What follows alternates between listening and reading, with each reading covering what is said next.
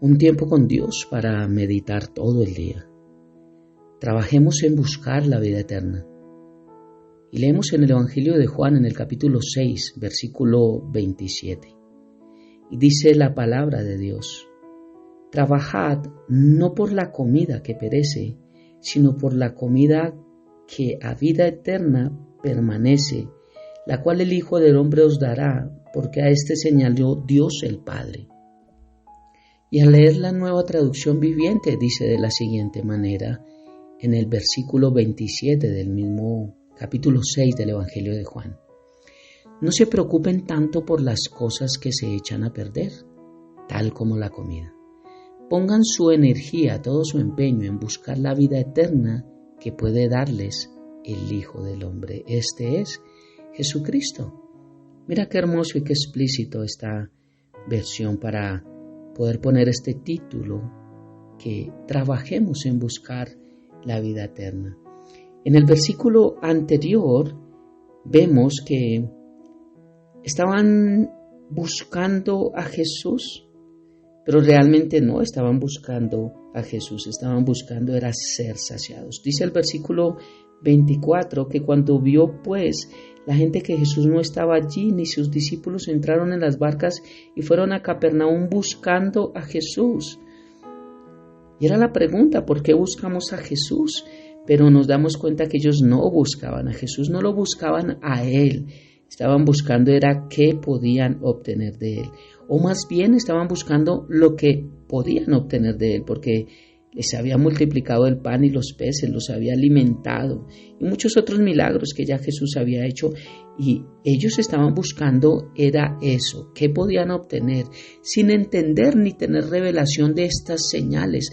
Nadie podía hacer estas señales, nadie podía multiplicar panes y peces, nadie podía sanar enfermos, nadie podía resucitar muertos, nadie podía hacer las cosas que Jesús hizo. ¿Cómo no entender que era el Hijo de Dios? ¿Cómo no entender que era Dios mismo? Pero es que cuando nuestros ojos están puestos en las cosas que solamente yo necesito, desviamos las miradas o desviamos nuestro corazón, desviamos nuestro sentir de esa verdadera fe y de poner la mirada realmente en Dios, en nuestro Padre, en Jesús. El anhelo por tener lo que yo quiero y no lo que necesito me hace desviar la mirada del propósito principal, que es la vida eterna. Trabajemos en buscar la vida eterna. Y el Señor dice en el versículo 26, de cierto les digo que ustedes me buscan, no porque han visto las señales, porque sí las habían visto. El Señor dice, no es porque han visto las señales, mira, ya habían visto las señales, sino porque comieron pan y se saciaron, quedaron llenos, se sintieron chévere. Y eso es lo que buscan mucho hoy en día a nivel religioso en las iglesias: me sentí chévere. ¿Cuándo escuchamos a alguien que diga fui a la iglesia y me sentí confrontado, me sentí incómodo, me sentí exhortado y siento que hoy Dios habló a mi vida para poder cambiar algo que está mal? ¿Cuándo escuchamos esto? La gente está buscando iglesias que digan, esta iglesia tiene una alabanza bonita, esta iglesia tiene una palabra hermosa, si viera lo que dijo el pastor, me sentí lo más de chévere, me sentí muy animado y allí voy a volver. Eso es lo común. Y mira lo que me enseña la palabra de Dios. Qué hermoso que la misma palabra nos enseña esto, que hoy en día las iglesias se llenan porque se sienten saciados, pero no por el motivo principal, que es trabajar en buscar la vida eterna. Hermoso versículo que nos muestra la palabra de Dios. Y ya le hicimos una traducción a esta frase para un lenguaje más simple. Dejemos de trabajar por la comida que se acaba y empecemos a trabajar por la comida que permanece para siempre, por la comida que permanece para vida eterna, la comida que solamente Jesús nos puede dar, porque en Él, en Jesús, Dios Padre ha puesto su sello. Este es el contexto de este versículo en un lenguaje más actual.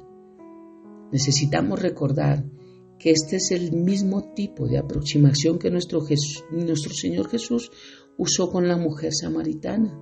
Allí en el pozo, en el capítulo 4 de este mismo Evangelio de Juan. Lo que ella quería era agua. Lo que esta multitud necesitaba era pan. El Señor siempre nos muestra cómo a través de una necesidad física, lo más importante es una necesidad espiritual. La mujer samaritana necesitaba agua para saciar su sed física, pero encontramos que Jesús la lleva a confrontarla cuando le habla acerca de sus maridos, pero que ninguno había sido su marido, a mostrarle que la verdadera sed que ella tenía era de hombres, era de esa parte física que ella aún no había saciado. Y Jesús, al confrontarla con él mismo, con su palabra, le hace entender que la sed principal que tenía era de Cristo Jesús, de un Salvador, del Mesías, que saciara y llenara esa sed que ella tenía para que no tuviese que buscarla en todos los hombres que ella había tenido y que tal vez iba más a tener, porque esa sed no había sido saciada hasta el día en que se encontró con Jesús. En el momento en que la sed de la mujer samaritana es saciada es cuando dice la palabra que ella deja el cántaro. Ella dejó el cántaro y se fue a predicar a todo su pueblo, a todos los de Samaria, a todos los samaritanos, a los que no se podían hablar con judíos, a los que no se entendían, a los que no se ayudaban.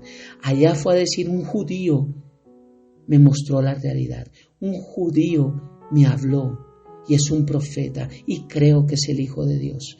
Esta mujer que tenía sed física, y yendo a buscar un agua física, literal, para saciar una sed en su cuerpo, encontró en Jesús el saciar la sed espiritual, que no solo sació su cuerpo, sino su espíritu y su alma. De la misma forma es que Jesús estaba hablando acá a esta multitud. Ellos lo que querían era pan, pero el Señor les quería dar a entender que no era el ser saciados de su estómago solamente, sino era ser saciados de todo su ser, espíritu, alma y cuerpo. Es el mismo ejemplo en la mujer samaritana con agua y aquí en la multitud con pan. Una necesidad física, pero el Señor transformando esto en un principio espiritual para mostrarnos que Jesús es el agua, pero Jesús también es el pan, que Jesús es el único que puede saciar todo lo que nuestra vida necesita. Él es nuestro todo, Él es nuestra plenitud. En aquella ocasión junto al pozo, Jesús se había presentado como el agua de vida. Y aquí en este relato que estamos estudiando de Juan capítulo 6, Él se identifica como el pan de vida. Y estas son las dos cosas más esenciales de un hombre en la vida. Un hombre sin pan y sin agua no puede vivir. El pan representa el alimento y el agua representa la bebida. No podemos vivir. De hecho, cuando se ayuna muchos días, no se puede ayunar sin agua por lo menos. Y no podemos ayunar un año con agua porque el cuerpo perdería mucha fuerza. Necesitamos de pan. Necesitamos de un alimento.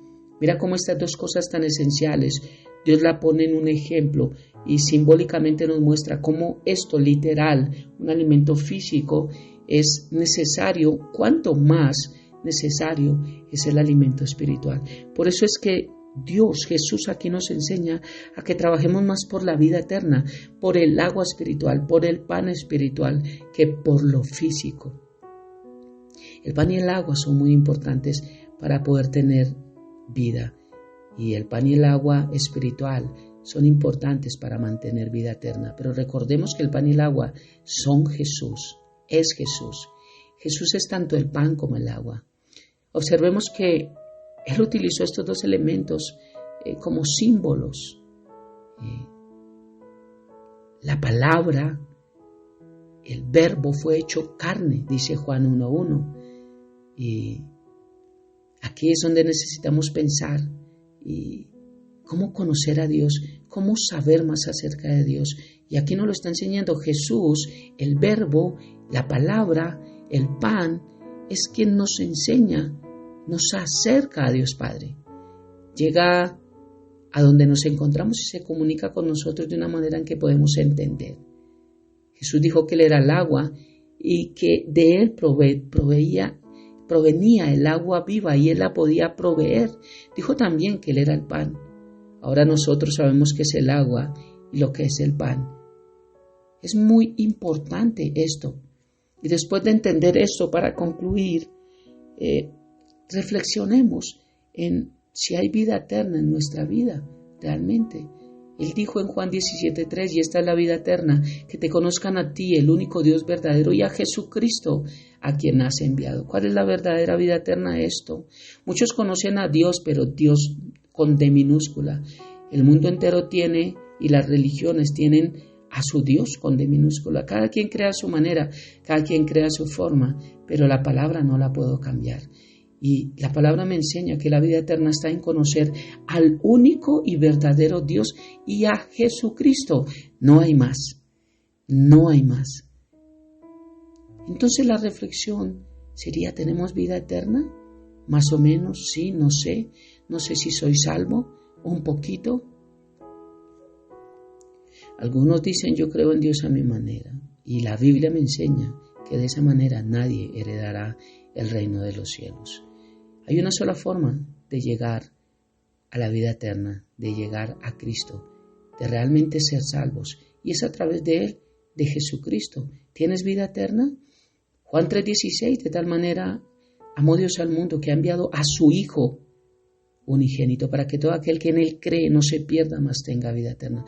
Es creer en Jesús. Algunos podrán decir, yo creo en Jesús, pero ¿qué es lo que crees? ¿Que Él existe? ¿Que Él sí es Dios? ¿O le crees a Él? Porque lo que nos hace salvos no es creer que Él existe. Santiago dice que los demonios también creen y tiemblan, pero ellos no son salvos. ¿Qué es lo que crees de Jesús? Porque si no crees lo correcto, y creer lo correcto es creerle a Él, no hay vida eterna. Tenemos que trabajar para esa vida eterna. Y el creer hace parte de creer quién es Él, pero creerle a Él, porque Él es Señor y Salvador. No solamente me salvó, también estoy bajo su soberanía y me sujeto a sus órdenes. No es creer a mi manera, no es creer que Dios se habita en todos los lados, es creer a la forma en que Cristo dice que tenemos que creer. Conocer a Dios es igual que conocer a otra persona, es a través de una relación personal con Él, es a través de dialogar, es a través de hacer lo que Él dice. Lo hacemos a través de la lectura de la palabra, de la oración, de nuestra alabanza, adoración, cuando nos reunimos, de congregarnos. Todo esto hace parte de una familia y todo esto hace parte de conocer a Dios. ¿Realmente lo hacemos o realmente creemos que no hay necesidad? Bien, esto es lo que enseña la palabra. El resto lo enseña el mundo. Y esto nos muestra en qué estamos trabajando, si en la vida eterna o estamos trabajando en nuestro diario vivir. Oremos. Padre eterno de gloria, muchas gracias por esta mañana y gracias por una vez más enseñarnos de tu palabra. Gracias por esta preciosa mañana, gracias por exhortarnos acerca de trabajar en lo que es más importante, que es en la vida eterna. Gracias por tu mensaje y gracias por cada mañana que encontramos tu bendición. Te amamos y te bendecimos y entregamos este tiempo en tus manos, habiendo orado a ti, en el nombre de Jesús y bajo el poder y la unción de tu Santo Espíritu. Amén y amén. Bendiciones del cielo para todos.